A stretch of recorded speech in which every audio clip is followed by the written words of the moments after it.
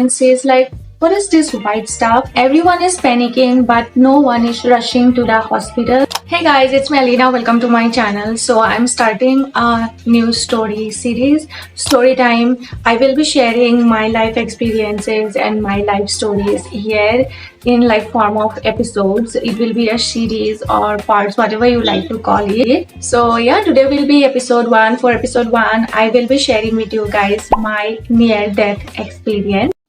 Now before starting, let me just give you a little bit of context so that you can relate, or at least you can keep up with the story.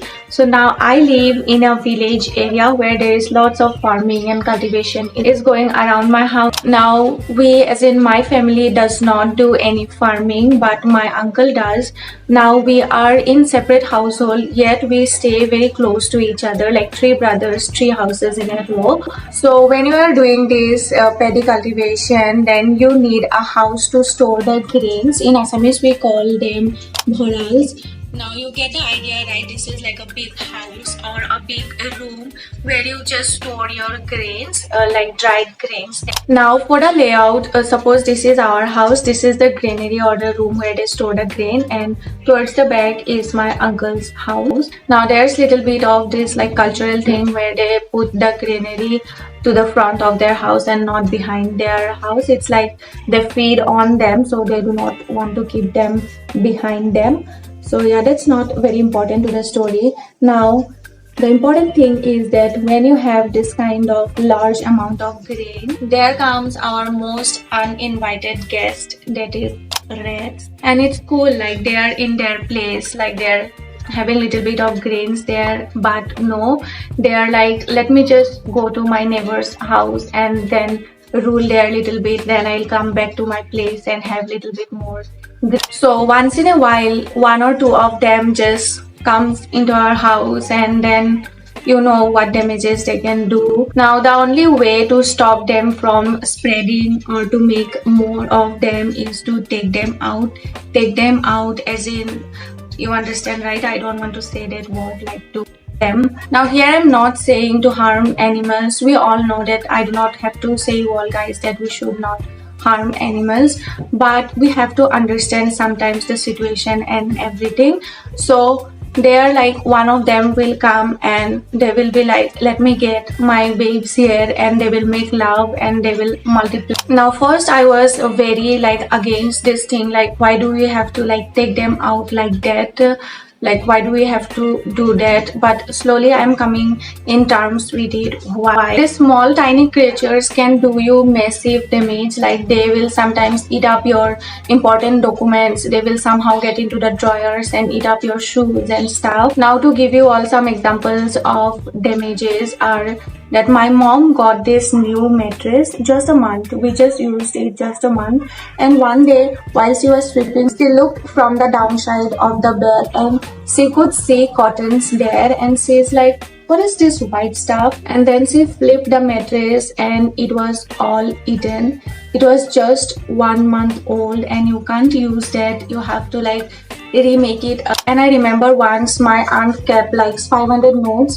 She just folded them and kept like that in the drawer, and these tiny creatures decided to eat them from here and here. Now when she untied the rubber, it was like 2 pieces of 500 notes. Then again once somehow it got inside the cupboard of my aunt, and there was her wedding dress. Now Assamese wedding dresses are made from this very like premium silk, like pat silk. Now they are very expensive, but you can reuse them. They are not like your white gowns that you use only for your wedding. These are mekhela sador or like 2-piece sarees, so you can reuse them after your marriage as well. So she folded them again. They decided to eat from different sides, and when you like hang these, there's like holes everywhere. Now as I said, they are expensive, but even if you leave the monetary aspect, it was like a wedding dress. So yeah, now she can never wear that dress. Now you get it, right, what kind of damages these small creatures can do.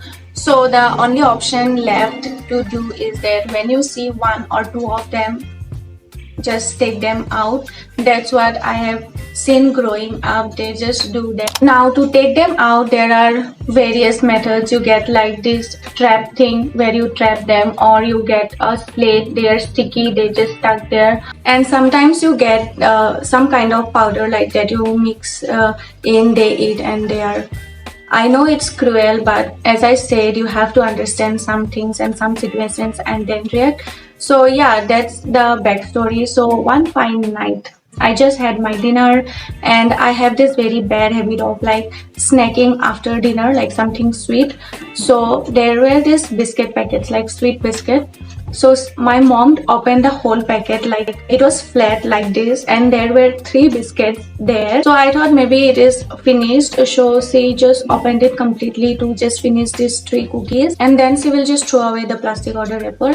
And yeah, I just had my dinner, I watched a little bit of TV with my dad, and I came back and I took one of the biscuit from the top. They were layered 1 2 3. I took the third one, like the topmost one, and then I started having it. And then after few minutes, my mom came around and she's screaming like, who ate this biscuit? And it was on my hand, almost finished, just little bit of it was on my hand, and she started screaming like, why did you eat it?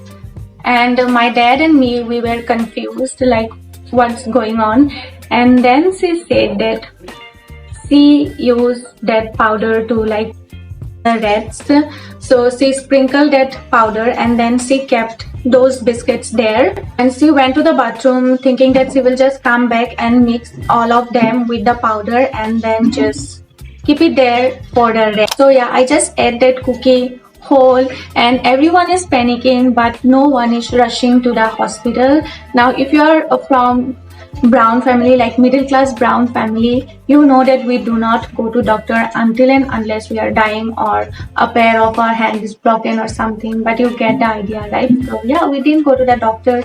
My daddy came in and she mixed in some lemon water, like very concentrated lemon water, and she made me puke voluntarily, like to put finger inside my throat and then throw up. So yeah, the whole night I was stressed. I was thinking the worst of worst, like I was thinking I'm not going to wake up the next morning. But yeah, here I am. As you can see, it happened like 3-4 years ago. So yeah, I am all fit and fine. That's because she just layered the powder on the plastic or on the biscuit bag, and then she just kept the biscuit. So there was no contact of that toxic thing into my biscuit. So yeah, still just thinking about it, it's horrifying.